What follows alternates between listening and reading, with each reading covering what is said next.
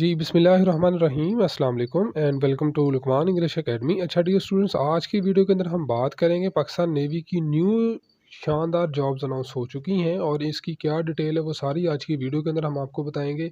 और इसके अंदर जो सेलर ब्रांच बी है इसकी जॉब अनाउंस हुई थी, तो मैंने इससे पहले भी आप लोगों को वीडियो बना के बताई थी कि आपकी ये जो जॉब है मार्च या अप्रैल में आ जाएंगी।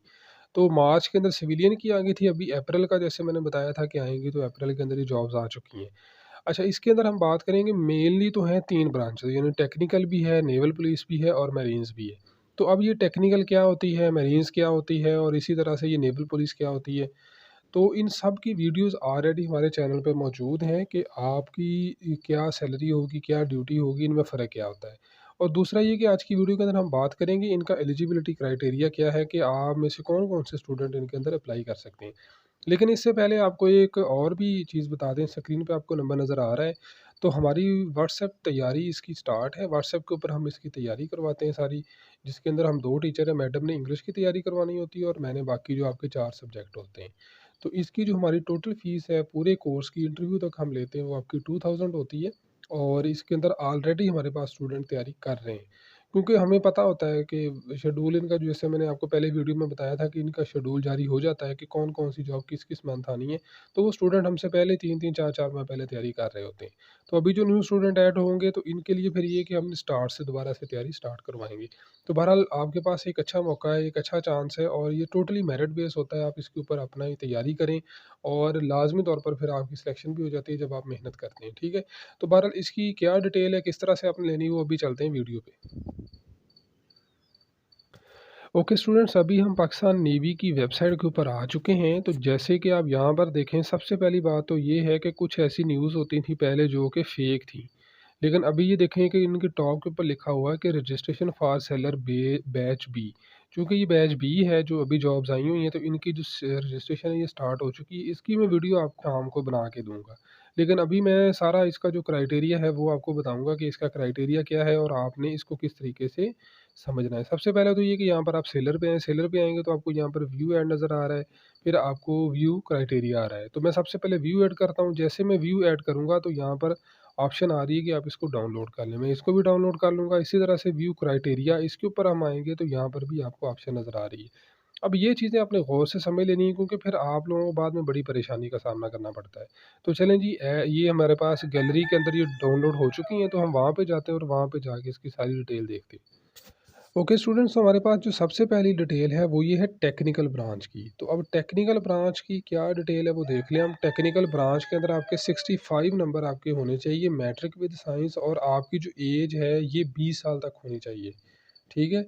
तो ये आपको 1 अक्टूबर 2023 बताया गया, इस वक्त तक आपकी एज 20 साल होनी चाहिए। ये तो यहाँ तक क्लियर हो गया। उसके बाद एक और बड़ी गुड न्यूज़ है कि अगर आपने आर्ट्स के साथ मैट्रिक की हुई है और आपके 60% नंबर है, तो फिर आप नेवल पुलिस के अंदर भी अप्लाई कर सकते हैं, ठीक है? यहाँ पर 16 से 20 साल एज इसकी लिखी हुई है, ये भी क्लियर है। उसके बाद है जी मैरीन्स। तो मैरीन्स के अंदर आपको 1 ईयर की एज रिलैक्सेशन होती है, यानी अगर आप 21 साल के अंदर भी आपकी एज है तो आप उस तक भी अप्लाई कर सकते हैं।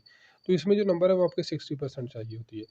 अब ऐसे ही है जी नाइब खतीब। ये क्या होता है जी कि यानी जो खतीब होते हैं ना, जैसे जो खुतबा वगैरह देते हैं, इमामत करवाते हैं, तो इनकी जो एज है वो 35 साल तक है और ये दरस निज़ामी इन्होंने किया होता है। जिन्होंने ये किया उनको पता है।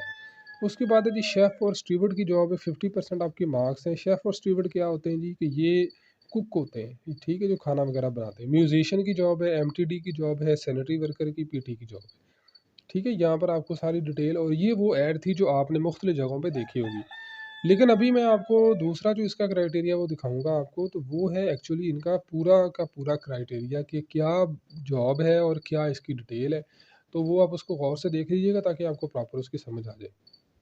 ओके स्टूडेंट्स, तो जैसे मैंने आपको बताया था कि इसका एक क्राइटेरिया होता है, व्यू क्राइटेरिया। आप उस पे जब जाएँ ना तो पूरा क्राइटेरिया आपको बता दिया जाता है और ये बड़ा डिटेल में होता है, इसमें हर चीज़ आपकी लिखी होती है। देखिए, इसमें सबसे पहले बात तो ये है कि ये फ़ीमेल के लिए जॉब नहीं, ये मेल के लिए जॉब है। और उसके बाद जो सबसे इम्पोर्टेंट चीज़ है वो रजिस्ट्रेशन आपको बताई गई है, इस वक्त तक आपकी रजिस्ट्रेशन होगी और इसी तरह से तहरीरी इम्तिहान आपके 8 मई से स्टार्ट होंगे। इस दफ़ा जो टाइम है वो आपको अच्छा खासा दिया गया है तैयारी के लिए। आप वैसे इतना टाइम दिया नहीं जाता, 2 वीक का मुश्किल से टाइम होता है। तो ये रमज़ान की वजह से और ईद की वजह से आपको ज़्यादा टाइम दिया गया है। तो अभी इसके बाद आप देखें यहाँ पर कि अगर आपने मैट्रिक विद साइंस आपने किया है, तो उस सूरत में फिर आपका पेपर क्या होगा? तो ये ज़रा गौर से देख लें। एक तो ये कि इंग्लिश होगा, दूसरा ये कि आपका मैथ होगा, तीसरा ये आपका फ़िज़िक्स होगा, चौथा केमिस्ट्री होगा, मालूमात अम्मा होगा और फिर इंटेलिजेंस टेस्ट होगा। ये 6 आपके सिलेबस के अंदर आपके सब्जेक्ट शामिल हैं। अब होता क्या है कि ये जो 5 है, पहले 5 है, ये एकेडमिक पोर्शन होता है, यानी कि आपका तालीमी निसाबी सरगर्मी का आपका इम्तिहान होता है। उसके बाद जो आपका इंटेलिजेंस है ये वाला, ये सबसे पहले पेपर होता है। ये आपका क्या होगा, इसकी सारी तैयारी हमारी ऑलरेडी चल रही है। उसके बाद अगर आपने आर्ट्स में किया हुआ है, तो आर्ट्स के अंदर क्या होगा, एक तो इंग्लिश होगा, फिर जनरल मैथ होगी, जनरल साइंस होगी और मालूमात आमा और ज़हानत होगी, ठीक है? और इसी तरह से जिन्होंने मिडल लेवल पे कोई भी अप्लाई किया है, तो मिडल क्लास का सिलेबस होगा मालूमात आमा और ज़हानत, ठीक है? जैसे नाइब खतीब वगैरह की थी, शेफ़ स्टीवर्ड की जॉब थी, तो उस सूरत में अगर आपने मिडल किया हुआ है, तो मिडल के लिए ये आपका टेस्ट सिलेबस होगा, ठीक है? तो ये सारी चीज़ें आपको बता दी गई हैं। जैसे ही आपका ये टेस्ट पास हो जाता है, तहरीरी इम्तिहान यानी ई-टेस्टिंग कहते हैं, ये कंप्यूटर के ऊपर होता है और आपने इसको पास करना लाज़मी होता है। उसके बाद आपका आ जाता है फिज़िकल एलिजिबिलिटी टेस्ट आपका होता है, यानी जिस्मानी इस्तिताअत का इम्तिहान होता है। तो इसको हम फिज़िकल टेस्ट कहते हैं और इसके अंदर आपके 4 किस्म के टेस्ट होते हैं। सबसे पहले 1.6 किलोमीटर रनिंग होती है, फिर उसके बाद आपके 15 पुशअप होते हैं, 15 सिटअप होते हैं और 4 चिन-अप होते हैं। ठीक है? तो ये जिस दिन आपका रिटन टेस्ट आपका क्लियर होता है, उसके बाद फिर आप शॉर्ट लिस्ट होते हैं। शॉर्ट लिस्ट क्या होती है कि आप अगर उनके मेरिट के ऊपर पूरा उतरे, आप अच्छे नंबरों में अगर आपने टेस्ट पास किया, तो फिर आप उनकी शॉर्ट लिस्ट में आते हैं। उसके बाद इंटरव्यू तिब्बी इम्तिहान होगा, ये जून और जुलाई के अंदर होते हैं। पर्सनैलिटी टेस्ट भी जून और जुलाई में होगा। ये क्या होता है, इसके ऊपर भी हमारी ऑलरेडी सारी वीडियोज़ मौजूद हैं। अब ट्रेनिंग का आगाज़ जो है वो 1 अक्टूबर को हो जाएगा, ठीक है? मेंस का भी 1 अक्टूबर को हो जाएगा। बाकी यहाँ पर ये देख लें और मैं ये कहता होता हूँ कि आप कोशिश किया करें इस ऐड को अपने पास सँभाल के रखें, ताकि आपको पता हो कि जिस भी जॉब के अंदर हमने अप्लाई करना है, तो उसमें क्या-क्या चीज़ें शामिल हो सकती हैं। ठीक है? अच्छा, उसके बाद हम आ जाते हैं यहाँ पर एक और चीज़ है जो बड़ी इम्पोर्टेंट है।